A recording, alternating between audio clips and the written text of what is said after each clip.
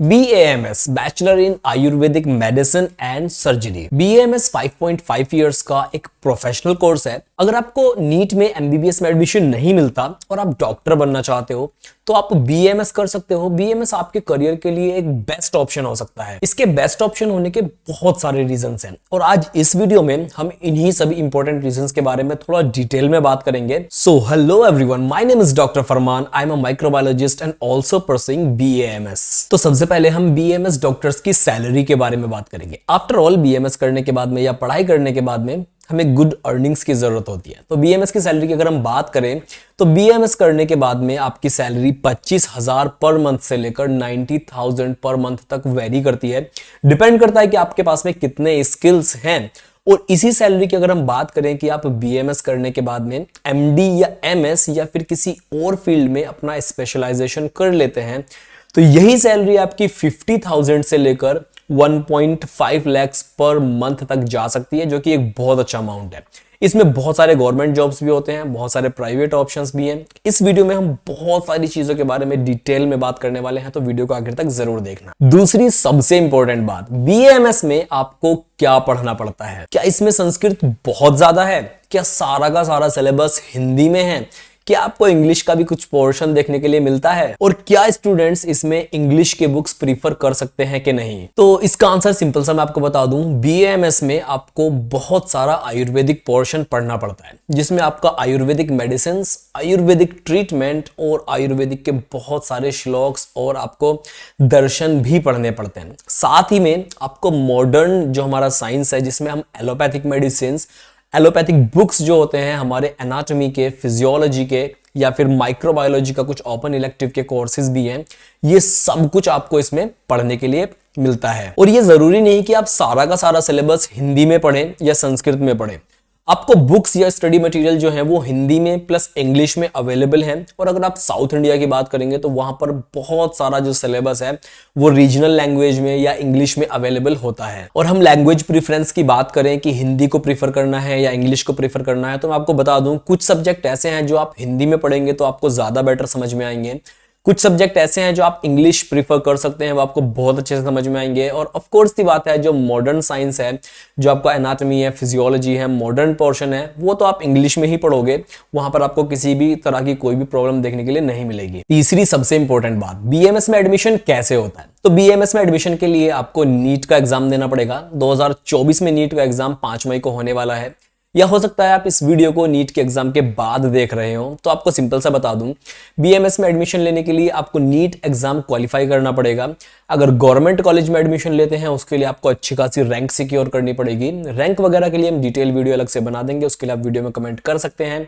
या फिर आपको प्राइवेट कॉलेज में लेना है तब भी आपको नीट जो है वो क्वालिफाइंग मार्क्स से ऊपर होना चाहिए, तो आप एडमिशन ले सकते हैं। अब इसकी काउंसलिंग के बारे में अगर हम बात करें तो नीट के लिए एक अलग से काउंसलिंग करवाई जाती है। उस काउंसलिंग का नाम है आयुष काउंसलिंग। और ये आयुष काउंसलिंग दो तरह की होती है मेनली।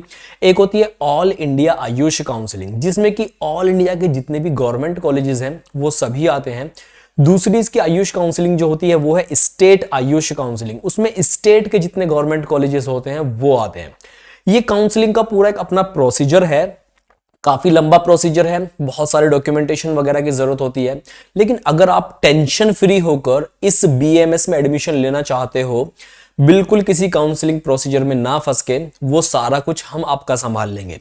हम BAMS में काउंसलिंग फॉर्म फिल करने से लेकर आपका एडमिशन होने तक, एडमिशन जो आपका होगा वहां पर फी में आपको डिस्काउंट कराने तक पूरा प्रोसीजर हम हैंडल करते हैं। इसके लिए अभी से प्री बुकिंग्स जो हैं वो स्टार्ट हो गई हैं 2024-25 सेशन के लिए। वीडियो के डिस्क्रिप्शन में मैंने लिंक दिया हुआ है, जाकर आप खुद को हमारी वेबसाइट पर रजिस्टर कर सकते हैं और 2024-25 में आपका BAMS एडमिशन आप पक्का करवा सकते हैं। अब चौथे नंबर की एक बहुत इंपॉर्टेंट बात के बारे में हम थोड़ा सा डिस्कस करते हैं। बहुत सारे लोगों को ये कंफ्यूजन होता है कि BAMS करने के बाद में आप किस किस फील्ड में जा सकते हो, किस किस सब्जेक्ट में मास्टर्स कर सकते हो, किस किस फील्ड को अपना सकते हो। तो बहुत सिंपल सा आंसर आपको बताता हूँ, BAMS करने के बाद में अगर आप MD या MS या कोई भी पोस्ट डॉक स्पेशलाइजेशन करना चाहते हैं तो पीडियाट्रिक्स से लेकर आप गायनिकोलॉजी, आप प्रिवेंटिव कार्डियोलॉजी से लेकर ऑन्कोलॉजी और ENT से लेकर आप जनरल मेडिसिन, जनरल सर्जन, सभी फील्ड में जा सकते हो। किसी भी सब्जेक्ट में अपना मास्टर्स कर सकते हो या पोस्ट डॉक वगैरह कर सकते हो। सारे फील्ड खुले हुए हैं। ऑलमोस्ट जितने भी ऑप्शंस होते हैं MBBS में उससे कुछ ही थोड़े बहुत कम होंगे, वरना सभी फील्ड में आप जा सकते हो और अपना करियर एक बहुत अच्छे डायरेक्शन में लेकर जा सकते हो। अगर आपको MBBS नहीं मिल रहा है तो BAMS करके भी आप डॉक्टर बन सकते हो। BAMS करने के बाद में बहुत बड़ा फील्ड अभी एक ओपन है और बहुत सारे अपॉर्चुनिटीज जो हैं वो वेट कर रहे हैं आप लोगों का। इसमें ज़्यादा अपॉर्चुनिटीज़ या ज़्यादा आपके करियर ऑप्शंस के बारे में जानने के लिए आप मुझे इंस्टाग्राम पर भी फॉलो कर सकते हैं। उसका लिंक भी वीडियो के डिस्क्रिप्शन में दे दूंगा या स्क्रीन के ऊपर आपको मेरा इंस्टाग्राम का हैंडल नजर आ जाएगा। अब इसमें पांचवी और सबसे ज़्यादा ज़रूरी बात के बारे में थोड़ा सा डिस्कस करते हैं। क्या BAMS करने के बाद आप अपना हॉस्पिटल चला सकते हो? क्या BAMS करने के बाद आप अपना क्लिनिक चला सकते हो? क्या BAMS करने के बाद गवर्नमेंट जॉब कर सकते हैं, प्राइवेट जॉब कर सकते हैं, प्राइवेट हॉस्पिटल्स में वर्क कर सकते हैं? तो ये बहुत सारे क्वेश्चंस होते हैं जो सभी के मन में आते हैं। तो इसका सिंपल सा आंसर मैं करता हूं, यस, BAMS करने के बाद आप अपना हॉस्पिटल बहुत अच्छे लेवल पर रन कर सकते हो। आपको अगर गवर्नमेंट जॉब करनी है तो उसके बहुत सारे एग्जाम्स होते हैं, आप वो एग्जाम्स देकर गवर्नमेंट जॉब्स भी सिक्योर कर सकते हो, गवर्नमेंट हॉस्पिटल्स में वर्क कर सकते हो। प्लस अगर आपको प्राइवेट हॉस्पिटल्स में एज अ डॉक्टर वर्क करना है तो आप वहां पर भी वर्क कर सकते हो। वो वाला ऑप्शन भी आप लोगों के लिए खुला हुआ है। हालांकि हॉस्पिटल खोलने के लिए और भी बहुत सारी जरूरी चीजें होती हैं, वो MBBS वालों के लिए भी होती हैं। तो जब आप डॉक्टर बन जाएंगे वो चीजें तब आप ध्यान दीजिएगा। लेकिन सिंपल सा आंसर यही है कि हाँ, आप हॉस्पिटल चला सकते हो।